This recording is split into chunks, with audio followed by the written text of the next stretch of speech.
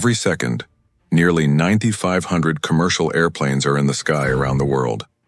If you open a live flight tracker, the entire map looks like it is swarming with aircraft, almost like a cloud of bees buzzing across the globe. But here is what is strange? There are certain places on the map where you'll never see a single plane flying overhead. It looks as if airlines are intentionally avoiding those spots. And the truth is, they are. Today we're going to reveal the hidden parts of the world where airplanes don't fly, and more importantly, why. From towering mountain ranges to forbidden cities and top-secret military bases, these restricted skies carry mysteries and dangers most passengers never even think about. 6. The Tibetan Plateau. The Tibetan Plateau, often called the roof of the world, is one of the most mysterious and avoided regions in aviation. Spanning more than 970,000 square miles across 9 countries, it's so vast that it could easily serve as a shortcut between China, Europe, and the Middle East. On a map, it seems like the perfect air corridor. But if you look at real-time flight trackers, you'll notice something strange. Passenger jets almost never cross it. And the reason is both simple and terrifying. First, the geography. The average elevation of the Tibetan Plateau is about 14,000 feet, making it the highest and largest plateau on Earth. To put that in perspective, that's higher than many famous mountain peaks across the world. Now, commercial planes generally cruise at 35,000 feet, which seems comfortably above those mountains. But the problem begins when an emergency strikes. If a plane loses cabin pressure at high altitude, oxygen masks automatically drop down, giving passengers a limited supply of breathable air. In this situation, pilots have roughly 20 minutes to descend to about 10,000 feet, an altitude where people can safely breathe without masks. Over most parts of the world, that's achievable, but not here. The Tibetan Plateau's average elevation is nearly 14,000 feet, which means even if the plane descends, it can't reach a safe altitude quickly enough. In other words, the land itself makes survival almost impossible during emergencies. And that's just the first challenge. The winds above the plateau create another deadly problem. When strong air currents crash into the towering Himalayan peaks, they bounce upward, producing violent turbulence. These sudden air disturbances can shake even the largest aircraft, making flying extremely risky. Pilots call this mountain wave turbulence, and over Tibet, it's some of the strongest in the world. Add to that the lack of emergency landing sites. Unlike other flight paths where airports or flat terrain might be within reach, the Tibetan Plateau is mostly rugged mountains, deep valleys, and remote wilderness. If an engine failure or medical emergency happened here, pilots would have almost nowhere to land safely. Rescue operations would also be nearly impossible in such a harsh and isolated environment. The plateau also presents technical difficulties. Jet engines require a steady supply of oxygen to function properly. At these extreme altitudes where the air is thinner, engines have to work harder, and any sudden disruption could have catastrophic consequences. Combine this with unpredictable weather, snowstorms, blizzards, and sudden temperature drops, and you get one of the most hazardous flight zones on the planet. So, despite the tempting shortcut it offers, airlines choose to bypass Tibet entirely. Instead, they take longer routes around it, sacrificing time and fuel for safety. For passengers, this decision often goes unnoticed, but for pilots and aviation experts, it's a constant reminder that nature still rules the skies. The Tibetan Plateau may be breathtaking from the ground, but from above it's a region best left untouched by commercial aviation. 5. Volcanic zones. In January 2022, the world witnessed one of the most powerful volcanic eruptions in recorded history. Deep in the South Pacific, an underwater volcano near Tonga exploded with such force that it sent shockwaves around the globe. The eruption blasted ash and gas so high into the atmosphere that satellites captured the spectacle from space. For aviation experts, it was a chilling reminder of why volcanic zones are among the most dangerous places in the skies. Volcanic ash clouds might look harmless from a distance, but for pilots, they are nothing short of a nightmare. Unlike ordinary clouds made of water vapor, ash clouds are filled with microscopic shards of rock and glass. These sharp particles can scratch cockpit windows, damage navigation sensors, and clog air filters. Worst of all, When volcanic ash is sucked into a jet engine, the intense heat can melt those particles into molten glass. This sticky residue coats the engine's interior, choking off airflow and causing catastrophic engine failure. A dramatic example of this danger occurred on June 24, 1982. A British Airways flight traveling from London to New Zealand encountered an ash cloud near Mount Galunggung in Indonesia. At first, passengers noticed smoke seeping into the cabin. Since smoking was still allowed on planes in those days, many assumed it was just cigarette smoke. But the crew quickly realized something was terribly wrong when they caught the sharp smell of sulfur. Within minutes, disaster struck. One by one, all 4 engines failed. The massive aircraft, carrying hundreds of passengers, went silent as it began to fall from 37,000 feet. Imagine the panic as the plane plunged into darkness, its wings shuddering in the thin air. For nearly 25 minutes, the jet dropped toward the Earth with no power and no guarantee of survival. At 12,000 feet, just as hope was fading, something miraculous happened. 3 of the 4 engines roared back to life. The pilots managed to stabilize the aircraft, avoiding one of the deadliest crashes in aviation history. That night became known as the Jakarta incident, and it changed the way airlines around the world approached volcanic activity. Today, flight paths are carefully monitored whenever a volcano erupts. The International Civil Aviation Organization works with meteorologists and volcanologists to track ash clouds in real time. If even the slightest risk is detected, planes are rerouted, sometimes thousands of miles out of their way.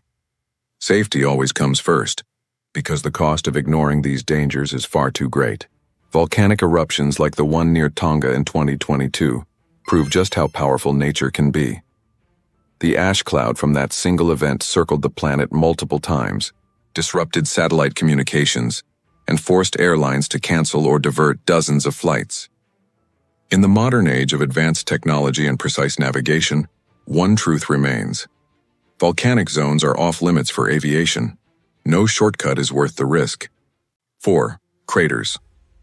At first glance, craters might seem like nothing more than giant holes in the earth, silent reminders of ancient impacts or industrial activities. But to pilots, they represent invisible hazards that can make flying near them extremely dangerous. Around the world, scientists have identified 178 impact craters, formed either by colossal meteor strikes or through human activity like mining and explosions. While they may appear harmless from high altitudes, their unique conditions can create serious risks for aircraft, especially smaller planes and helicopters flying closer to the ground. The danger comes from the way craters interact with the atmosphere. Larger and deeper craters often trap heat at their base. Over time, the ground at the bottom of these depressions can warm up significantly, far hotter than the surrounding terrain. As that heat rises, it collides with colder air rushing in from above. This clash between warm and cold currents creates unstable air movements, sometimes violent enough to form powerful vortexes. These vortexes act like invisible whirlpools in the sky. For pilots flying at low altitudes, especially in helicopters or small aircraft, encountering such turbulence can be a nightmare. The sudden pull and unpredictable swirling forces can drag a plane off its intended path, forcing pilots to fight for control. In extreme cases, the vortex effect can even pull light aircraft downward, reducing lift and causing dangerous instability.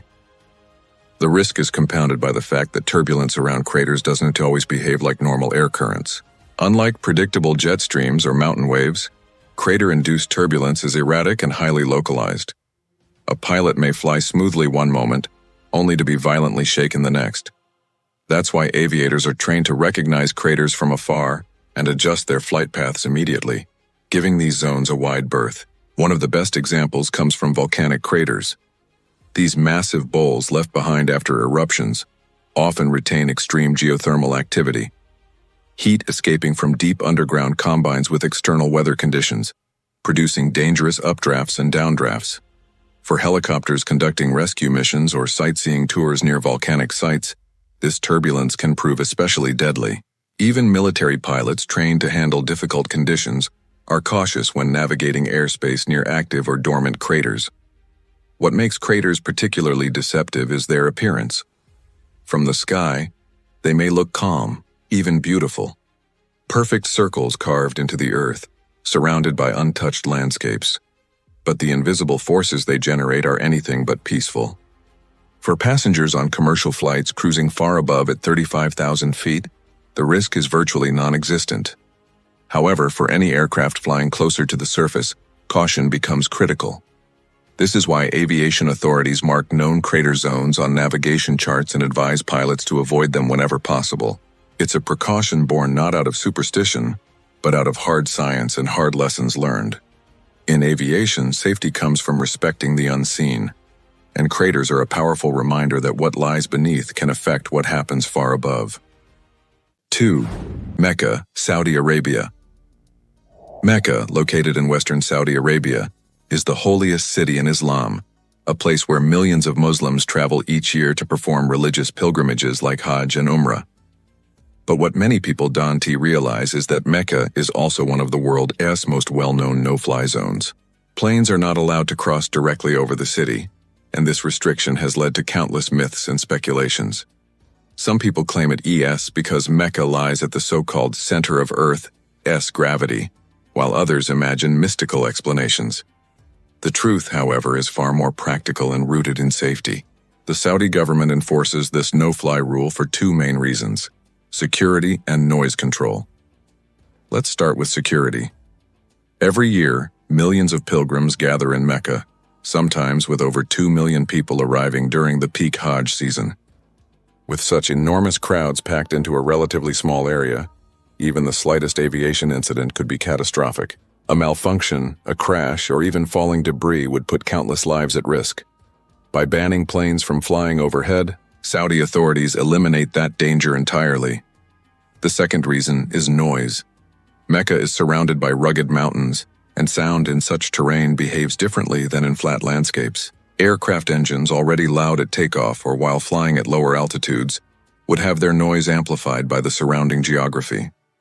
This echo effect could disturb worshippers in the Grand Mosque, where silence and concentration are an essential part of prayer. Imagine millions of people gathered in peaceful devotion, only to be distracted by the roar of a jet engine overhead. That's exactly what Saudi authorities aim to prevent. This policy has another major consequence. Mecca does not have its own airport. Unlike most cities of its size and importance, flights cannot land directly in the holy city. Instead, pilgrims travel through nearby cities such as Jeddah or Taif. Jeddah's King Abdulaziz International Airport, for example, is one of the busiest in the country, serving as the main gateway for millions of pilgrims heading to Mecca each year. From there, they continue by road to reach the city. This arrangement ensures that aircraft stay clear of the restricted zone while still allowing pilgrims from all over the world to arrive safely. It's worth noting that this no-fly rule doesn't just apply to commercial flights. Even private planes, helicopters, and drones are restricted from entering Mecca's airspace without special authorization. The Saudi government enforces the rule strictly, with military radar monitoring the skies. Any unauthorized aircraft attempting to cross over the city would be immediately detected and forced to change course. In the end, the ban on flights over Mecca isn't creativity about myths or mysteries. It's about protecting the sanctity of one of the world's most important religious sites. By keeping the skies above Mecca clear, Saudi Arabia ensures the safety of millions of worshippers and preserves the city's atmosphere of peace and reverence. So, the next time you're looking at a flight tracker, remember, those blank spaces on the map aren't accidents. From the towering Tibetan Plateau to the mysteries of Area 51, these no-fly zones remind us just how many hidden challenges exist in our skies. If you enjoyed uncovering these aviation secrets, make sure to hit like, subscribe, and turn on notifications so you never miss our deep dives into history and facts. And let us know in the comments, which of these no-fly zones shocked you the most?